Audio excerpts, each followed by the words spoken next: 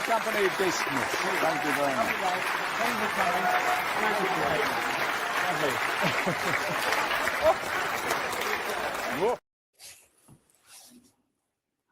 Well, welcome to Sky Blue History Podcast with me, Claudio, and of course, the club's very own historian, Jim Brown. And in this episode, we'll be stepping back in time to talk about the Pink, the newspaper of 1939, the outbreak of World War II, and the huge impact it had on Coventry City and football in general.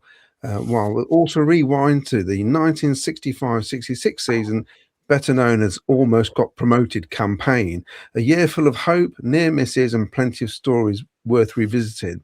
And Jim, it was great to see you pre-match on Saturday. We both felt it was going to be a tricky affair against Southampton, but it seems promotion gods keep handing us lifelines week after week. Only Ipswich managed to win out the top six. We're still 9 points clear of third, and I think we've been sitting 9 clear since about November. I reckon we're now 8 fences from home. I'm using some Cheltenham references since it's Cheltenham last week. The hot favourite is sitting third, steady, but not quite showing enough yet. Second place looks promising, but still needs work to push to the top spot. And Middlesbrough, of course, they're clinging on to that second spot, but starting to falter. While us, the Sky Blues, after being pegged back, have found another gear and maybe a slight stumble at the last hurdle, but hopefully enough resolve to dig in and maintain that gap through the final 8 games. It has truly been a remarkable season and one we'll remember for a very long time. And before we get started, don't forget to like and subscribe and leave us a comment and review wherever you're listening or watching. It really does help boost the channel and spread the word to fellow Sky Blues fans. Jim, good evening. It's been a crazy season, hasn't it? It's been a fantastic season. Yes, I like your horse racing analogy. I thought that was very interesting. The one I thought of, it's like the promotion cars pulled up outside the house, and Coventry City are in the driving seat, and we just don't know who's going to get in the passenger seat with us, do we? No, not at all. A different team sort of pops up every week. The results go haywire, as we know. The championship results are haywire. We just got to hope that the crazy results don't affect us too much in the final run-in, do we? No. I couldn't believe that Millwall lost to Blackburn. That was one of the shock results of the season, I think. Although, having seen the highlights, I think Millwall were extremely unlucky with that red card. And then Middlesbrough, they just keep on shooting themselves in the foot, don't they, at home? Well, 4 home matches, no wins. Yes. Against opposition who you'd say, well, Oxford, Leicester, Charlton, and now Bristol City, you'd expect them to see off at least 3 of those 4, if not all 4. And of course, we suffered defeat at the hands of Southampton, who now really are coming at a pace, and I think they will get into the playoffs. I reckon they'll do it now, and possibly, I think Wrexham might have enough. I think it'll be Hull who might be worried. Yes. You just don't know what's going to happen, do you? But Derby are really the shout as well, because after last night. Yeah, so and they've got a phenomenal away record. That home game against them is going to be tricky, I think. Yes, and Southampton, as you say, coming from nowhere really. I think they were 21st when Tonder Eckhart took over from Will Still. But when we come on to talk about the 65-66 season, well, Southampton did it then. They came from behind to snatch a promotion place and wreck our dreams. They can't wreck our dreams this season, but they're going to wreck somebody's dreams, I think. Yes, I think so. So we're going to talk about the Pink newspaper, which, if you're a Coventry City fan, And you're local to the area, you'll know what the pink is. I think they have a pink in Norwich. They have a pink paper in lots of places. They even have green ones, apparently. Any idea why they used to have a different coloured paper for the sport on a Saturday? It's weird, isn't it? I've no idea at all. It's bizarre, isn't it, why they used to do that? Yes. Well, it's a very specific pink that we want to talk about tonight. It came into my hands a few weeks ago, courtesy of a City fan from Norfolk called Richard Woodfield. I'm not sure where he acquired it, but it's a very special one because it's the pink for the last day of competitive football before the World War II broke out. This was the 2nd of September, 1939, and the following day, on the Sunday morning, the British Prime Minister Neville Chamberlain, was on the radio and saying that they declared war on Germany, and this wasn't a major surprise. It had been brewing for some time, and I think the final straw for the Allies were basically Britain and France and Belgium, was that Hitler had invaded Poland on the Saturday. So it's a very, very special pink because that season had started a week previously, and on the Saturday it was the programme for the third round of matches in the Football League. Coventry City were at home to Barnsley, and the Pinks reporter, who was known by the name of Nemo, he'd been at Highfield Road, and he obviously phoned his match report through. So the paper, the front page, as it always was about the Coventry City v Barnsley game. In those days, the pink was it wasn't a tabloid. If you probably remember it as being a tabloid newspaper. This was a full, what do they call it? The full newspaper? Broadsheet. Yeah, it was a full broadsheet newspaper, pink cover, but inside it was white. Ah, interesting. And a lot of the inside was actually taken from the white edition that came out earlier in the day, what would be the afternoon edition of the Telegraph.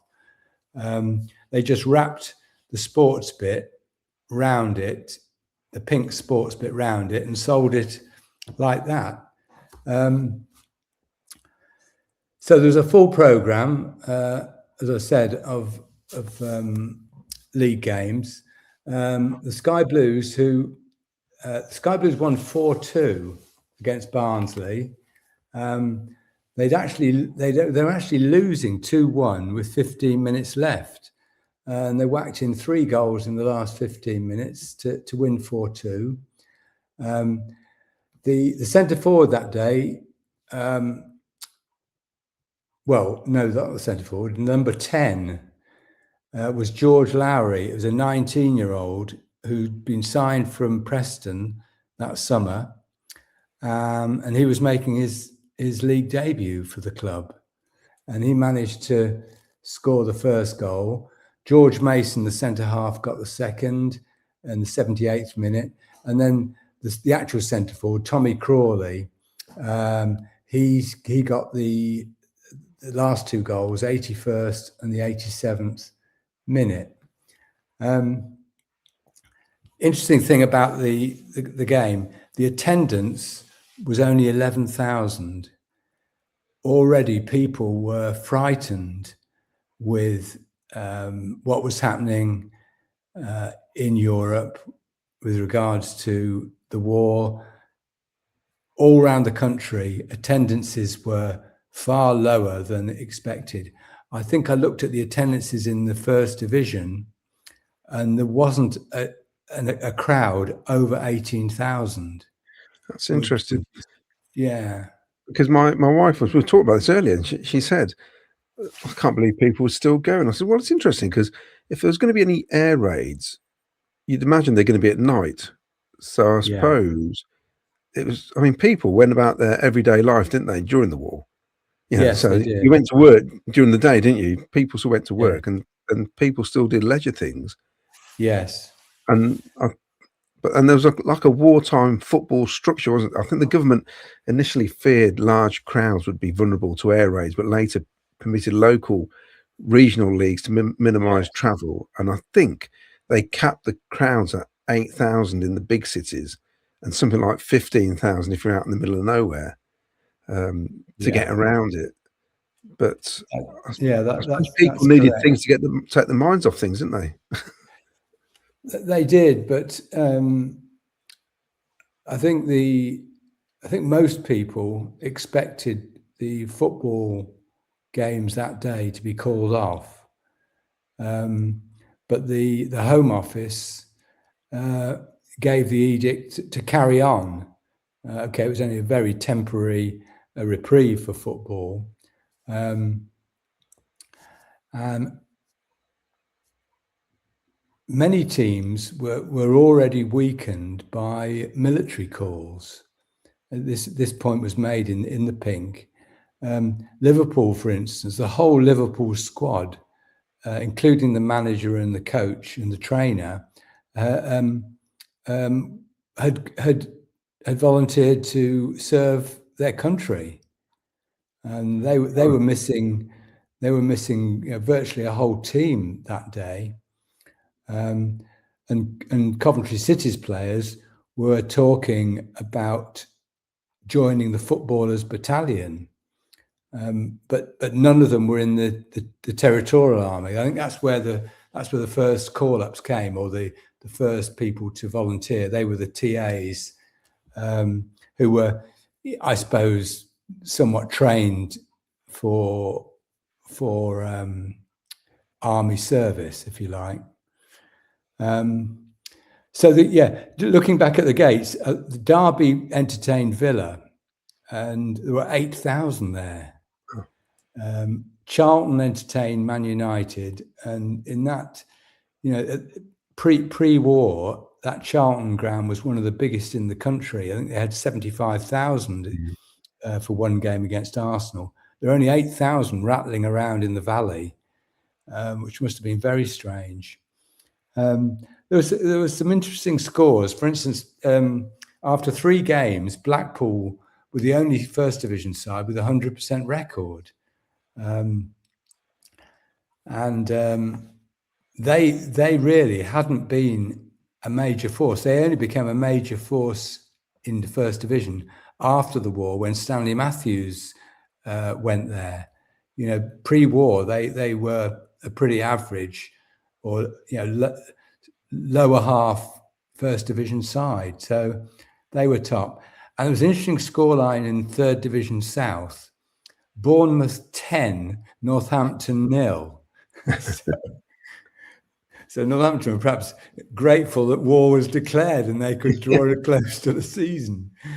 I believe there was a guest system, wasn't there, to get round? Yes, that came later. Yes, and it was largely around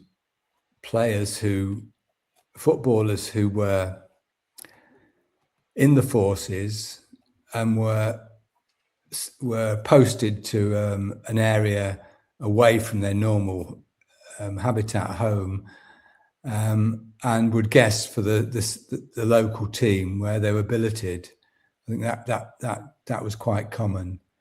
I suppose this was frustrating for us, wasn't it? Because we'd have been one of the favourites for promotion that season, wouldn't we? Well, we'd finished 4th 2 seasons running, and we were strongly tipped. And as I said, they'd signed George Lowry. he cost £1,750 pounds from Preston, which is a big fee in those days. But yeah, it's interesting that just looking back in the mists of time, war was looming throughout that summer, but the club did spend money on the ground. I don't know. You remember the old main stand, do you? Are you old enough to remember that? Well, I started going in 71, so it was probably all done and dusted by then. Yeah, it burnt down before, wasn't it? The old main stand pre-war, there was this was the stand built in 1936 when they won promotion, but in front of the seating area there was like a paddock either side of the tunnel, which was for standing spectators. But the problem, there were lots and lots of complaints in the Pink and the Telegraph previously, that if it rained, the people in the paddock got drenched. If you sat in the seats, it's great. You're protected from the elements. So what they did, this is in the summer of 1939, they actually built a canopy on the front of the old main stand to protect those people in the paddock. That cost the club the princely sum of £1,300. Is that the same canopy that was there until it was burnt down then? Yeah. If you see pictures of Highfield Road in the 60s, the early 60s or 50s, that canopy was there right till it was burnt down. They also spent £86 on a water spraying system for the pitch, and they also bought broadcasting equipment for £100, supplied by the Standard Electric Company. And owing to the poor state of the Highfield Road cover, that's the covered end, which was the west end. They placed an order for the repair of the roof and guttering at a cost of £249, and that was financed by the Supporters Club. I wonder what that be in real money now. Yeah, I'd like to be a fair bit. It would be tens of thousands. Yeah. Definitely.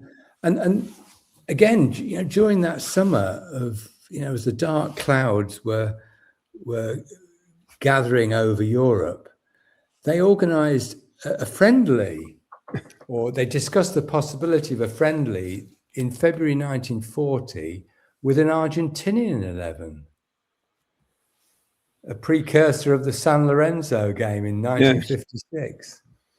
And they'd also organised, I think, a late September, a friendly with Villa at Highfield Road in aid of Coventry and Warwickshire Hospital. So they were, the club weren't just sitting on their laurels thinking, the war's going to come and we won't be playing. They fully expected to start the season and carry on the season. Yeah. The other thing which is interesting about those three games that were actually erased from the records because the season was brought to a halt. It was the first season that numbers were worn by players. Was that 1 to 20? 1 to 11, or did they go 1 to? Because wasn't there a cup final where they wore 1 to 22? That's very true. Yeah, 1933, Everton against Manchester City. That's right. But this was 1 to 11. Both sides were 1 to 11.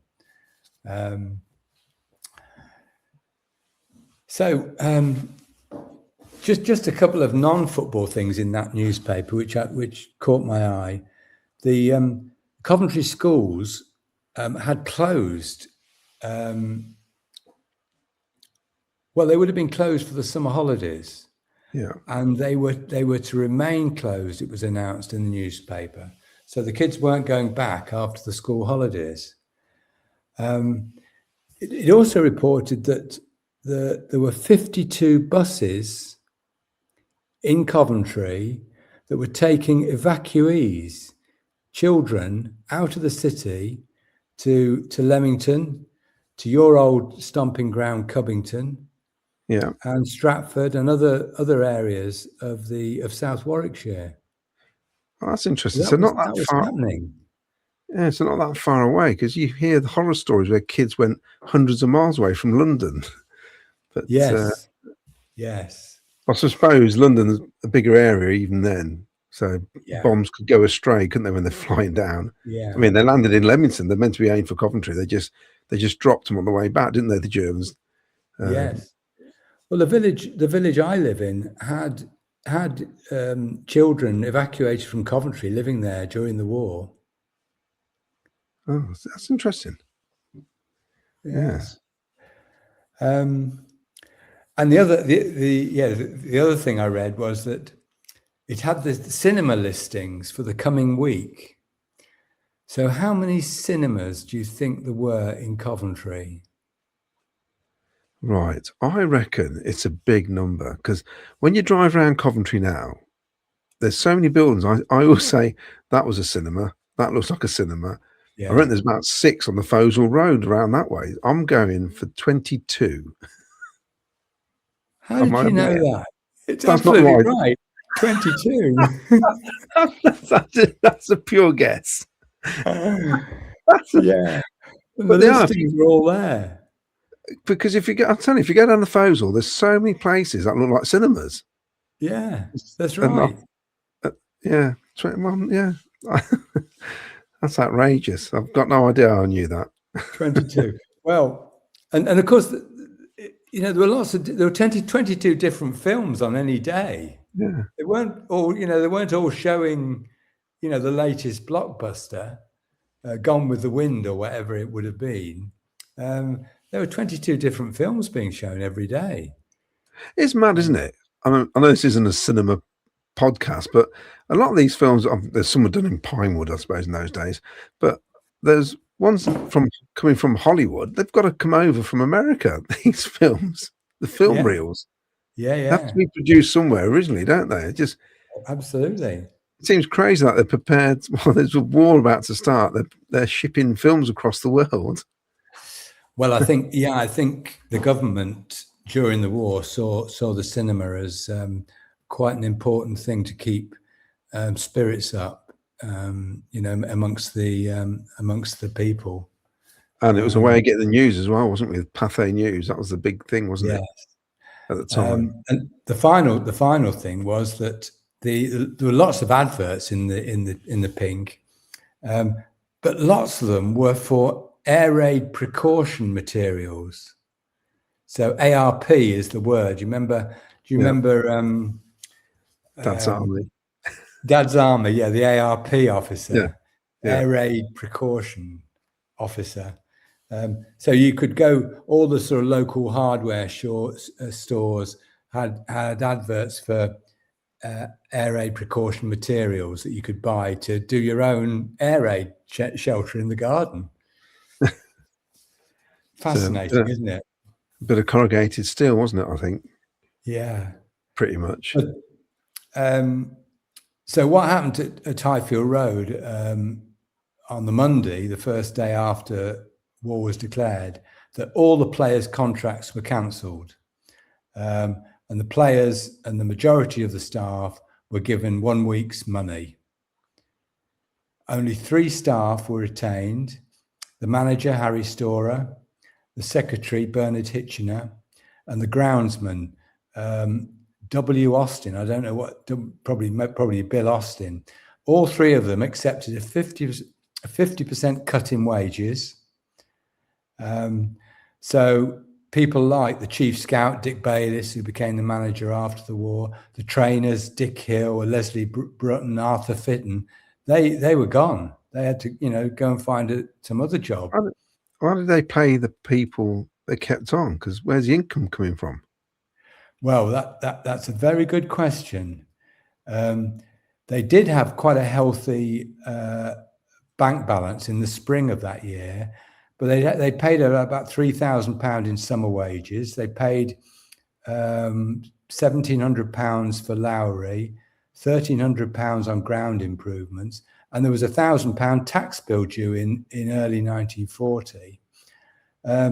Normally, the takings from 3 home games would cover that sort of sum. But the low crowds for the first 2 home games, I think they had 18,000 for the West Brom game in midweek, 11,000 against Barnsley. That really put the club in dire trouble. And what they had to do, they were paying. They had a mortgage for Highfield Road from Sir John Sidley of Hawker Sidley fame, and first thing they did was to write to John Sidley asking if the interest payments could be frozen for the duration of the war. I think they got an agreement from John Sidley. So it was a pretty bad state of affairs for Coventry City and for a lot of clubs that time. I'm presuming that was a really interesting read. I really enjoyed that. I'm presuming. Thank you, sorry, that Highfield Road did get hit in 1940 in November. It did, yes, yeah, it did. So briefly then, because I know we did an episode on the war years, but this is like a quick summary, I suppose. This bit is the games carried on all the way through the war in the end, because there's a wartime league, wasn't there? And the crowds, some of the crowds were astonishing towards the end of the war, weren't they? But for the first couple of years, they were terrible crowds. I'll just read what I wrote in the book, Ghosts of a Vanished Stadium. They started. They decided to have a regional competition in October '39. And it started the 21st of October, and they were playing local teams. They were playing Northampton, West Brom, Leicester, Wolves. They were playing some good, attractive teams, first division teams. Remember, we were in the second division. But it says that between October '39 and the final game in June 1940, City played 28 league games, finishing third in their section, and 5 cup games. The public's reaction to these quasi-friendly games was apathetic, with home games ranging from 1,212 versus Leicester on a foggy Saturday before Christmas to 8,700 who watched a 5-2 win over Wolves in May. The winter was severe, which did nothing to encourage venturing out to watch football. And the 27th of January 1940 saw the coldest recorded temperature in the city since 1894. So the apathetic is the word. People were distracted by the war, weren't impressed by this quasi-friendly competition, and stayed at home, basically.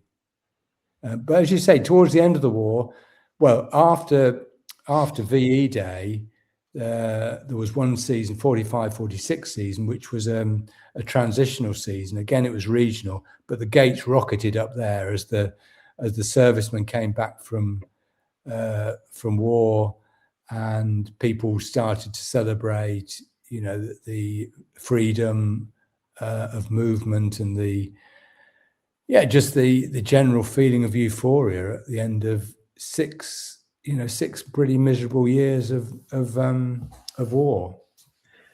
Now, in Italy, I think this is bizarre. Serie A continued during the war up until 1943. which I think is Yeah. strange. I think that's the year Italy eventually surrendered, around about 1943. And then they decided to have a regional championship. I suppose by then it was all chaos in Italy after 43, wasn't it? And they played that until 1944. And the resumption of the league in limited form came back in 1945. That's typical of Italy, isn't it? There's a war going on, but we just carry on with the football league. Yes. I don't know how they did that, but I suppose it wasn't until the Allied forces invaded Italy that I suppose it just went to rack and ruin parts. So suddenly Italy was under threat. Where in the early parts of the years they were part of the Axis, weren't they? They weren't under attack at all. No, and I just find it. And I was looking at, because I knew we were going to talk about this, and it's interesting how most countries stopped pretty much straight away. And Germany carried on for a little bit, but Italy just carried on. So it's weird, bizarre. But that's really interesting, and I love those old newspapers when you look at the articles and that's one of the things I do look at is the cinemas for some reason, just to see what was on. Well, if anybody out there has got old Pinks, I do mean really old ones, I think the Sky Blue archive, we've got virtually every Pink from about 64, 65. But if anybody's got, an old Pink before that date, we'd love to. Yes, we'd love you to send it to us, and we can chat about it and reminisce about a bygone era. Definitely. Now we're going to move on to season 1965-66, which I believe there was a lot of excitement around at the start of the season because of what happened the year before, where we started so well in the 64-65, where we won 5 and then promptly lost 5, which is typical Cov. I remember you saying, when we talked about it before, after 5 matches, how everyone was already predicting promotion, a bit like we were this season. But it didn't happen because it tailed off, didn't it, towards the end. But yet again, there was great hopes, wasn't there, for this coming season, the 65-66? Well, first of all, we should thank Michael Stiles. He suggested this subject. I think he called it the near miss season. So it's the season before we actually won promotion from the 2nd division. And as you say, we'd had a mixed season. I think we finished 10th in 64-65, but I think there was enough for the fans to see that we were going to be contenders the following season. I'll read out what Nemo in the Coventry Telegraph said. This is just on the eve of the season. He expected the Sky Blues to be right in there, fighting it out with the teams at the top, but he was at the same time cautious. Yet I still have a nagging doubt whether City are going to be good enough without any further new blood. I believe the Sky Blues need someone like Jim Eiley in midfield. Now, Jim Eiley was a very good player. And he'd helped Newcastle get up the previous season. I remember him. He was like balding. I don't know if he was bald at that time, but he's later when he was bald, and he was one of the first players to wear white boots. People remember Alan Ball, don't they, in the white boots? I think Eiley had them before Alan Ball. I think he wore them in 67-8 at Highfield Road. Nemo tipped Bolton Wanderers, Huddersfield, and Wolves as the front runners for promotion. But felt less than enthusiastic about the fortunes of Manchester City, where new boss Joe Mercer had a mountainous task ahead of him. So if you went around in those days, but Man City, they dropped out of the First Division in '63, and they were really in the pits in '63-4 and to a less extent '64-5. Their gates were down to 8,000 at Main Road. So they weren't really the favourites. I think Wolves, everybody thought Wolves would be the favourites. They'd just been relegated for the first time in God knows how many years from the First Division. They still had some top players there. And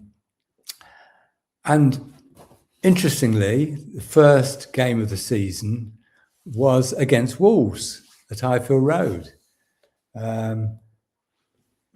Great fixture, local derby. The first time we played Wolves in a competitive game since the 1920s. And we had 37,000 in Highfield Road, packed out. And we beat them. We beat them 2-1. And obviously that boosted the fans' expectations. I can't remember what I felt. I just felt we had a really good side, and there was lots of good feeling around the club. You know, the things that Jimmy Hill introduced. You know, he was still introducing innovation. He just opened a 350 capacity continental bar inside the sky blue stand, or underneath the sky blue stand. He had a 2,000 capacity toilet block paid for by the supporters club. And Mitchell and Butler's, the brewery, put a lot of money into that new bar. For younger members of the playing staff, the club had installed a jukebox under the main stand. So the Continental Bar, is that where the supporters club was when I used to go in the 70s? Or was that separate to there? Yeah, I think it was down at street level. Yeah. And where you went down steps, didn't you, into the bar? Yeah. It was at Love Underground. I think that was the Continental Bar.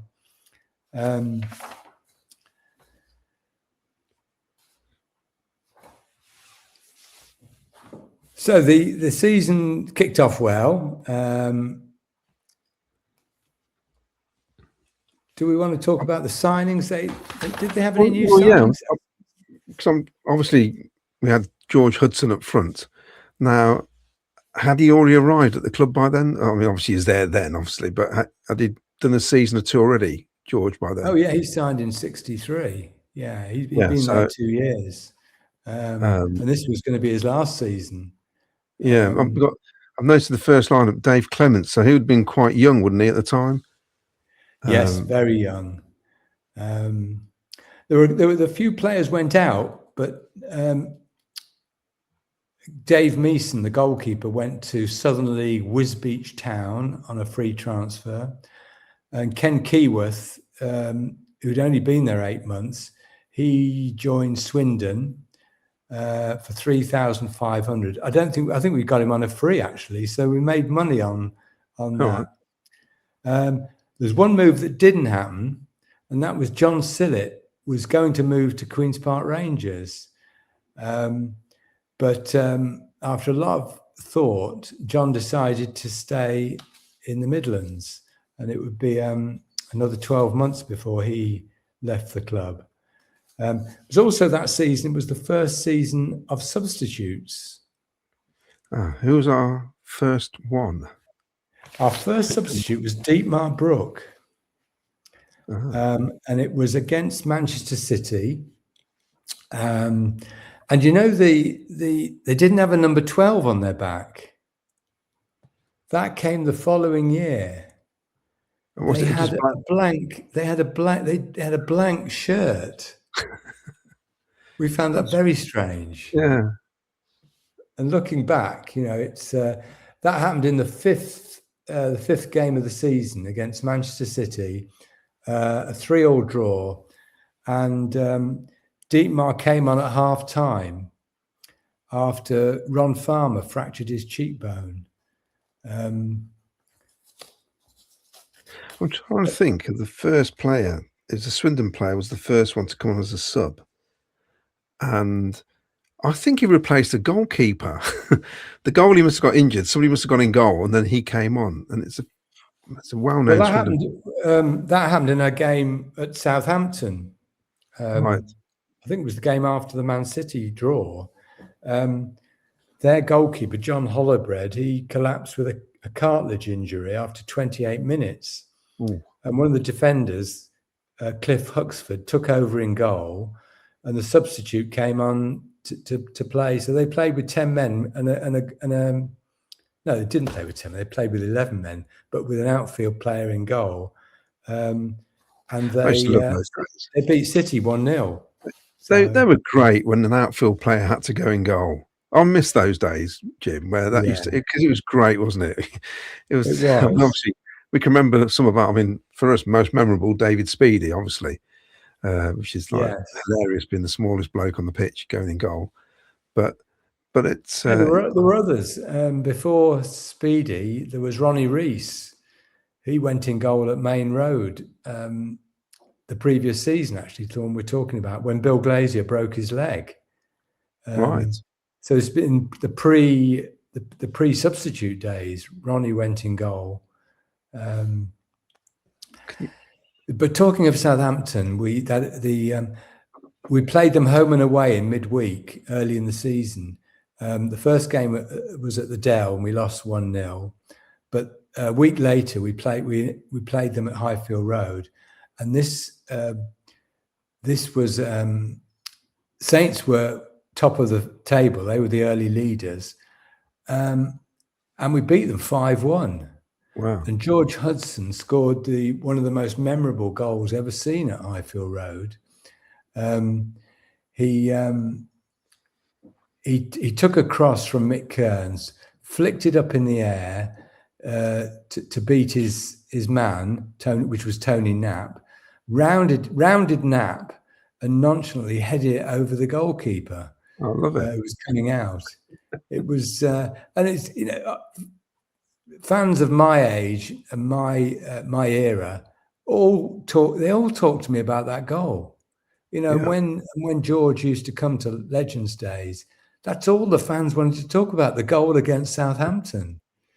He was an idol, wasn't he? Pardon? He was an idol, wasn't he, for the fans? He was, yeah. Sadly, it wasn't caught on film. None of the games were in those days. The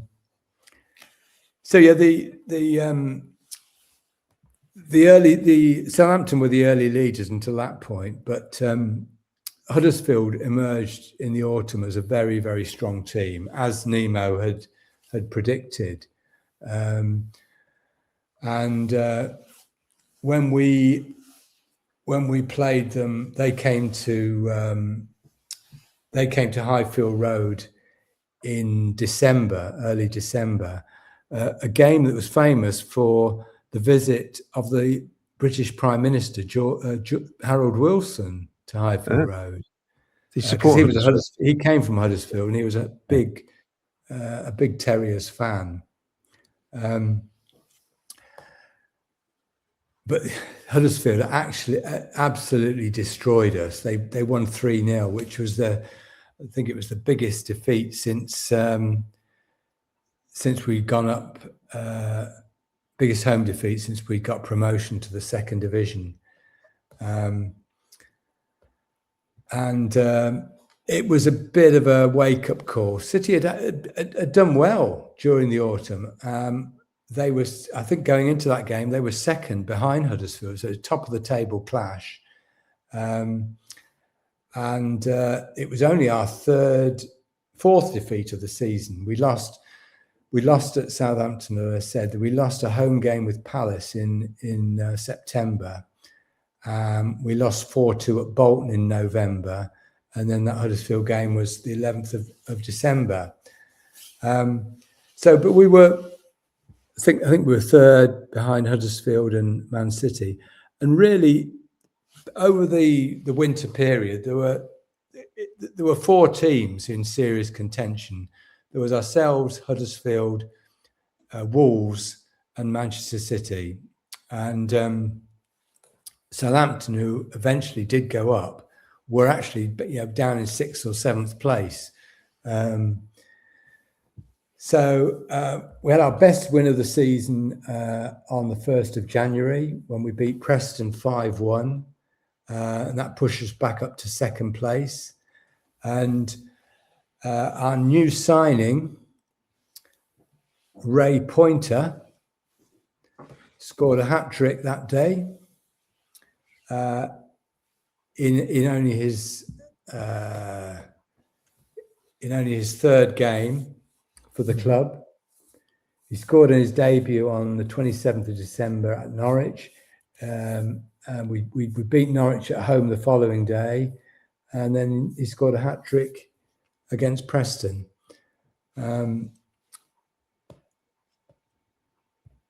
Is this Ray Pointer? Was he at Ipswich before?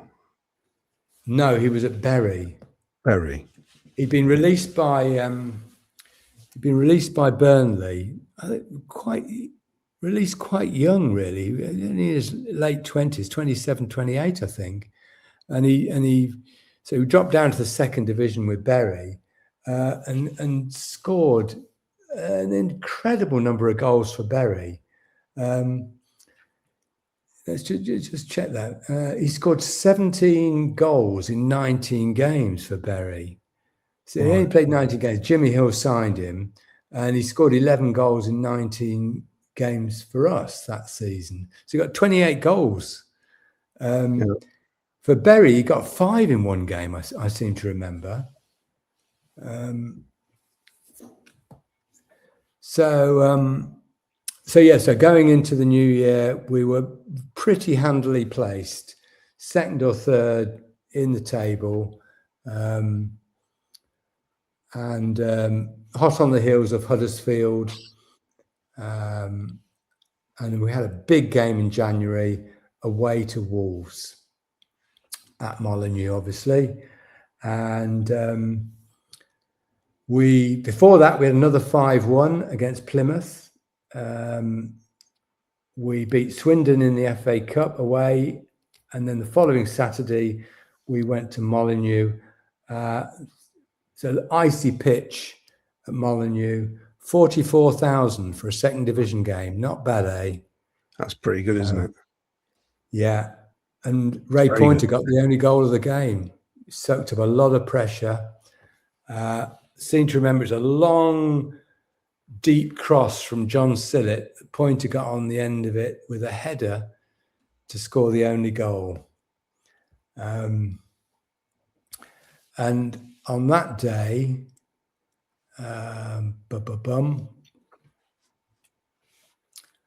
we were, I'll just check the league table. The 29th of January, 1966.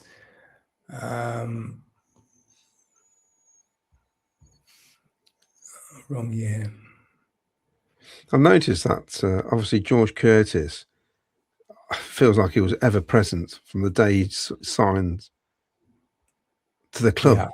It's unbelievable, really. Yeah. And also a lot, Ernie Machin, looks like Ronnie Rees. These are the players. Ron Farmer, pretty much played virtually every game, didn't they? They rarely missed a match, these guys. I know. Incredible. So the really. league table after that Wolves win, Man City were top on 37 points. We were 2nd on 36. Huddersfield 3rd on 35. Wolves 4th on 34, having played a game more.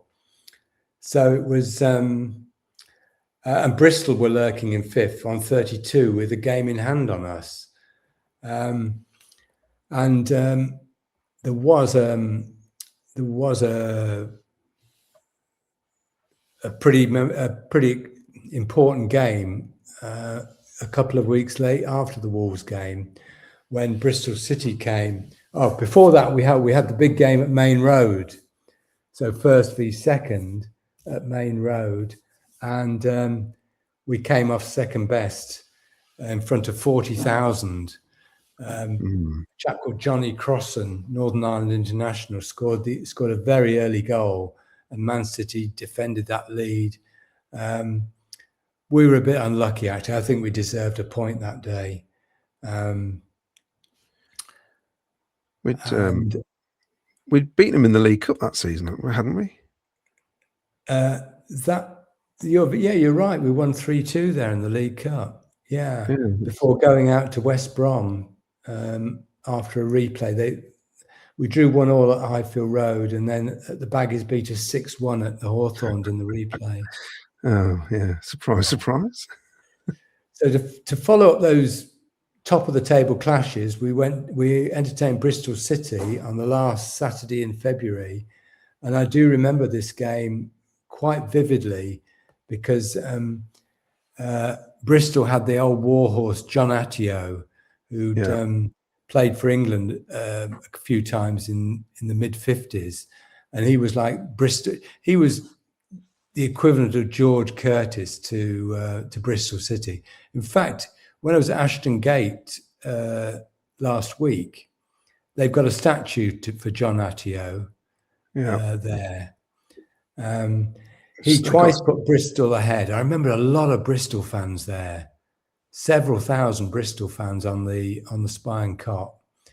Attio scored 21 minutes. Ray Pointer equalised 22 minutes. Attio 72 minutes. And George Hudson got the equaliser 3 minutes later, with a 2-2 draw. And the point of relevance there is that it was George Hudson's final game for the club. And I do remember in the second half that day, Jimmy Hill moved Hudson out to the right wing. And although he's got the equaliser, there was something not right. Very unusual to move the Hud out to the right wing. And so this 4 days later, he was sold to Northampton. So this was like days before we were playing Everton in the FA Cup. Yeah. Interesting. It was the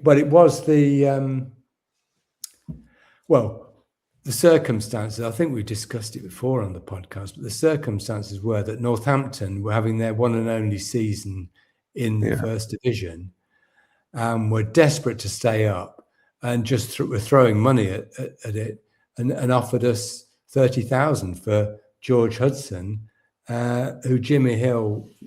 He later told me that he thought George was over the top, and he was actually proven right. George did have a pretty good start at Northampton, but he didn't do enough to keep them up.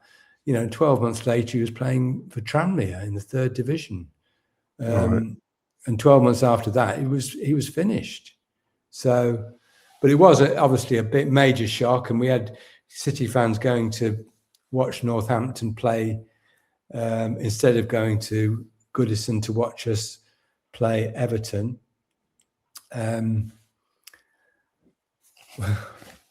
We lost to Everton 3-0 to the eventual winners of the FA Cup, who had a very strong team at the time. I mean, they got two England fullbacks, and they Wilson and LeBone. They had Wilson, LeBone. They had Alex Young up front. They had Fred Pickering, Colin Harvey, Alex Scott, some really top players, and they were just too much for us. Attendance 60,350 at Goodison Park, with about 10,000 Coventry fans. Yeah. We won't be going there next season, will we? I shouldn't have said that. No. Well, it doesn't matter what happens. We're still not going there next season. Yeah. So it was back to league action the following week, and we had about a dozen games to go, and we were handily placed. Bounced back with a 1-0 win at Crystal Palace. that kept us in the hunt. We were in third place, 3 points behind Man City, and 1 point behind Huddersfield.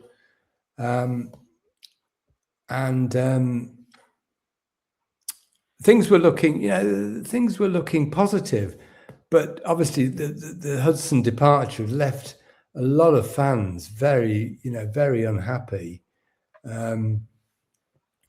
And Bobby Gould had been obviously brought in to replace Hudson alongside Ray Pointer. Was that his debut at Everton then, the cup game? No, it wasn't. No, it wasn't his debut. He'd been around on the fringes for a couple of years. So then so on that run-in, we drew 2-2 at Carlisle. We beat Cardiff 3-1. Another draw home to Bolton Wanderers, April the 2nd. That was the first broadcast. The Cardiff game. Was that the broadcast? The game that was broadcasted? No, that was earlier in the season at Cardiff. But home draws didn't really do us any good. But that was the game that was that the game that was televised? Yeah, the first match of the day, cameras were there. And that's when I might be getting confused with the following season. I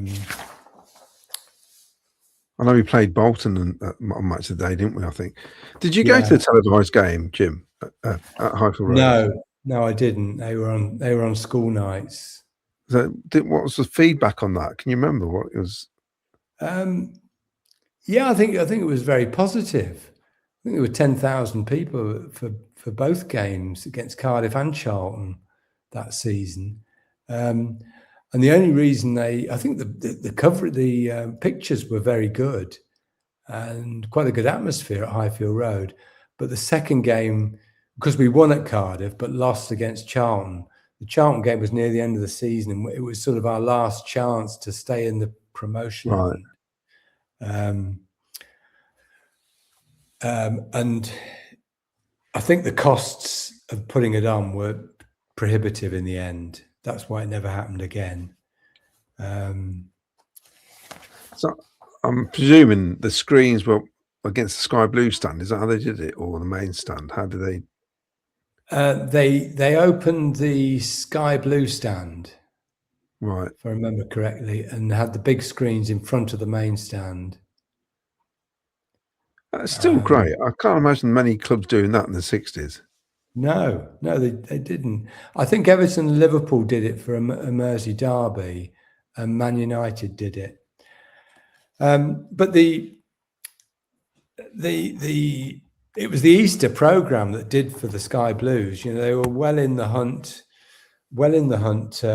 coming into Easter, but they lost on Easter Saturday at Portsmouth.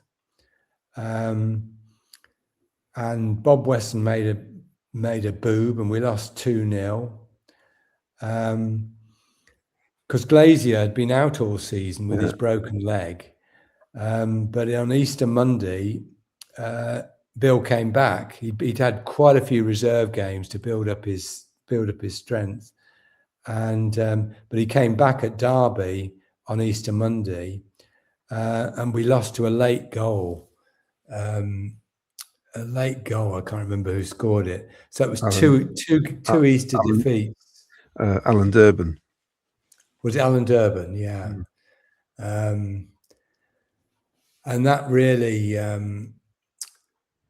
those defeats pushed us down to 4th place. Just clocked the goalkeeper for Derby, Reg Matthews.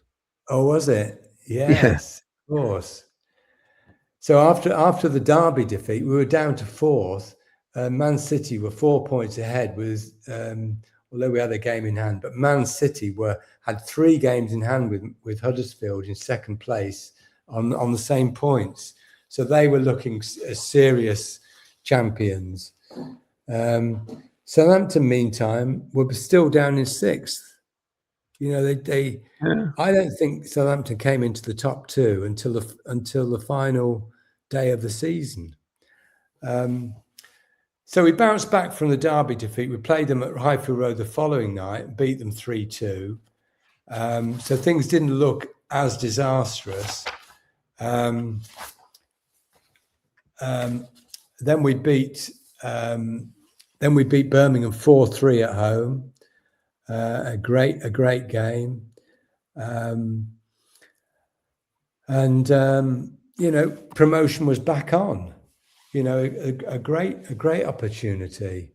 And then we drew 1-1 at Leyton Orient, a game we should have won because Leyton Orient were relegated. And then we had that televised game with Charlton at the Valley, and we just didn't turn up. We didn't perform at all. And things were looking bleak. But then we played the final home game of the season against Middlesbrough. We won that 2-1. We were back to 3rd. And we were left with the final game at Huddersfield, who were still in with a chance themselves. They were still in 2nd place going into the final game. We were level on points, 2 points behind Man City, who again, they had 3 games in hand. And we had put on a great performance at Huddersfield. We won 2-0. Ray Pointer and Bobby Gould scored. Massive Coventry following. They invaded the pitch at the end. It was our final home game, but they thought we'd clinched promotion. Because we'd overtaken Huddersfield into 2nd place. Right. And we were on 53 points. But the Huddersfield tannoy announced that at Plymouth, Huddersfield had scored a late goal to beat Plymouth 3-2. And it left us with our programme finished. But Southampton had 2 away games left, and they had a better goal average. It was done on goal average in those days, and they were 1 point ahead of us with a better goal average, which means they needed 2 points effectively. Yeah. To overtake us. They drew at Leyton Orient in midweek. And then their final game was at Main Road. And they actually needed to lose 6-0 for us to be promoted. And of course, it was never going to happen. Man City were already up.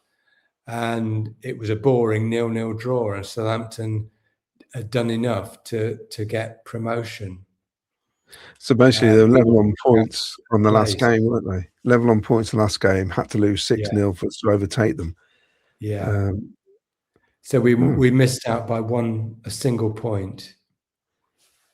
And it's strange when you look at, we didn't actually lose many games that season either, did we? We didn't. But we couldn't seem to win. Apart from Huddersfield, we struggled to win an away game in that back end around about Easter onwards, didn't we? It's a bit of a struggle. It was those 3 away defeats to Portsmouth, Derby, and to Charlton. So there must have been a backlash then, surely, selling George Hudson, because the fans must have said they must have been saying, "Oh, you shouldn't have sold him," that kind of thing. Of course, yeah. It was Jimmy Hill's fault. We didn't get promotion. If he hadn't sold George, we'd have won. We'd have won promotion. The Charlton game, they were desperate for points. They needed basically to win to stay up. Right. So that was a difficult one for the Sky Blues. But Derby and Portsmouth were both marooned in mid-table. No chance of getting anywhere. So it was disappointing, really. So Man City were promoted under Joe Mercer and Malcolm Allison. And Huddersfield blew it. Southampton were promoted under Ted Bates, and as I said, the first time they went into the top two places all season, apart from very early in the season, was on the final. Was on the when they drew at Leighton Orient on the penultimate game. And looking at the appearance, blow, really. Looking at the appearances, Jim. Obviously, George Curtis played 50 matches. Yeah. But a player who rarely gets talked about is Alan Harris, who played 48 times that season. What's sort of the background on Alan Harris? What your memories of him? Well, he was Ron Harris's brother, and Coventry had signed him December '64, if I remember rightly. Very, very good fullback, quite small, but very stylish, good in control, good tackler like his brother. Yeah, pretty hard tackling fullback.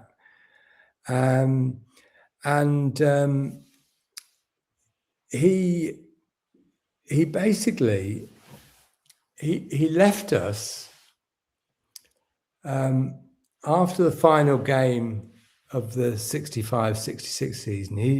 He left us, and I think it had been arranged. I think Jimmy Hill had agreed to his transfer request back to Chelsea, right? Because he was, I think, him and his family and his wife were homesick for London. And Jimmy Hill granted his transfer request. I think we sold him back to Chelsea for 10,000 more than we paid for him. And if I remember rightly, Chelsea got to the final of the Fairs Cup that season, or was it the semi-final?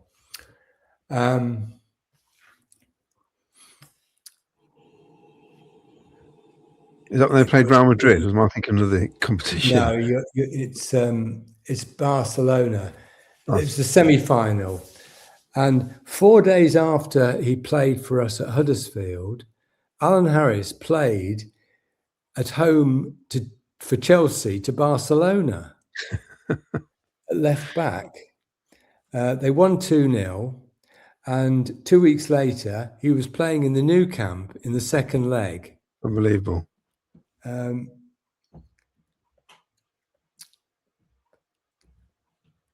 Actually, it wasn't the second leg. He didn't play in the second leg. They lost the second leg 2-0. So it was a 2-2 draw, and there was no penalty shootouts. They actually had a replay, and they tossed up for the venue. Yeah. Chelsea lost the toss. Barcelona hosted the replay, and Alan Harris came back into the side. Fabulous Chelsea side, George Graham, Peter Osgood, Charlie Cook, Bobby Tambling, Ron Harris, John Hollins, Peter Bonetti, the archetypal 60s Chelsea team. They lost 5-0 in the new camp in the replay. Am I right in thinking Alan Harris became a coach? Yeah, he went to QPR after Chelsea. About, I think, 67 when 68 time when QPR won promotion to the first time to the first division. He went there, and he developed a good friendship. Well, he probably already had a friendship with Terry Venables, and he became Terry's coach and went all over the world with Terry. He was at Barcelona as coach. Back to Barcelona. How irony, yeah. Yeah. So that's Alan Harris. Yeah. Yeah, it's amazing because he rarely gets a mention when people talk about the old players at Coventry, but he had virtually played every game. Do you think if Bill Glaze had played more than 7 matches, it would have helped that season? Definitely. He wasn't. I mean, of course, it was 1966, and we all know what happened in 1966. Yeah. North Korea knocked Italy out of the World Cup. Yes, absolutely. And Bill was, they they thought he could have been on the fringes of being the number 2 to Gordon Banks, didn't they? Yeah, it was certainly number 3. Yeah. So, definitely a great loss. That was really fascinating, really interesting, Jim. It was a good season, and attendances were pretty high. 25,000 was the average attendance. I'm just refreshing my memory about Alan Harris. We were on the verge of doing a swap deal where Barry Bridges would have come to Coventry. From Millwall? Millwall? He went to Birmingham. Oh, did he? Yeah. He had a choice. Barry Bridges had a choice, and he went to Birmingham. We missed out. But the player we did sign that summer was Ian Gibson. Oh, wow. And of course, he helped us win promotion. And thank you, Michael Stiles, for the suggestion. It was a great season, 65-6. I've always called it the near miss season, and that's what Michael called it. It was really, really interesting. Well, hopefully there's no near misses this season, Jim. No. We've got to get it done. That was a really good episode. I enjoyed that. Yeah. So are we back next week? Are we midweek? I can't remember. International break is. No, that Saturday's it for 13 days, isn't it? Till Good Friday. Somebody was talking about, I think somebody said, this is what we could be faced with next season if we get up to the Premier League, if you're not in any European competitions. I think Man United got 24 days now without a game after this weekend or something ridiculous. Yeah. It's balmy, isn't it, really? Yes. And how many Saturday home games have teams like Crystal Palace, or how many Saturday games of Crystal Palace, Nottingham Forest, who've been in the Europa League and the Europa competition? They play on Thursdays, so they never have a Saturday game, do they, in the league? Never. Well, I think we'll get plenty of Sundays. We'll get a few Monday nights, and I can see us playing in the graveyard slot on a Saturday sometimes as well at 5:30 or something. Be interesting, but that's the way it is. Yeah. If you get promoted, you've got to get used to it. Well, we kind of got used to it this season because we're getting. I mean, the games now, there could be any. Who knows when they're going to be played?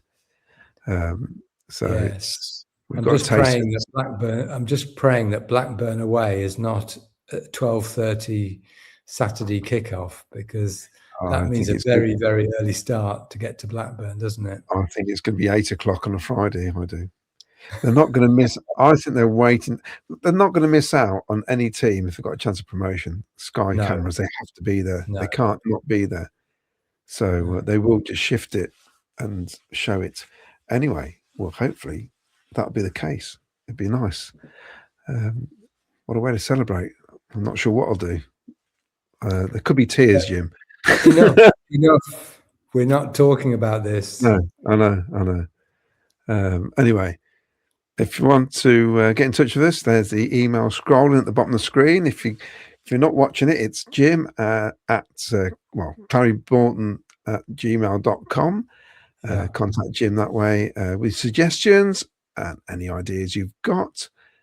Like and subscribe and review us. Tell your friends, dead or alive, that we exist, and hopefully we get more viewers. And I've got to say, yet again, I was in the conference centre on Saturday in the Kids Zone, had some fantastic feedback from people who've listened and watched the podcast.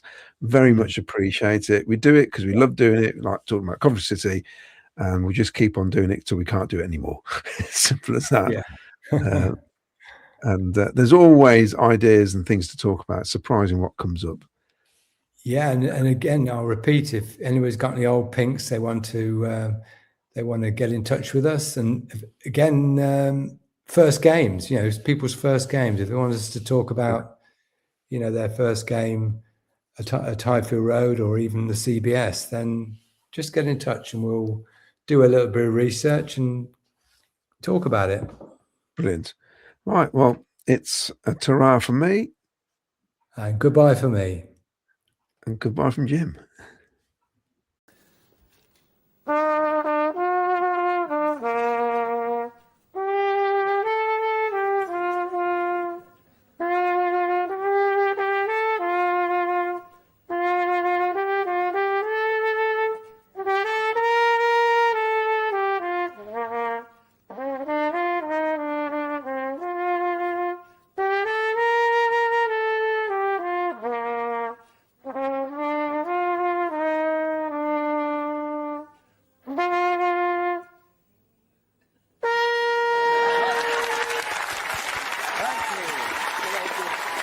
Radio Company dismissed. Thank you very much.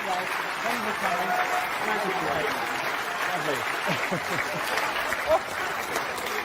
Lovely.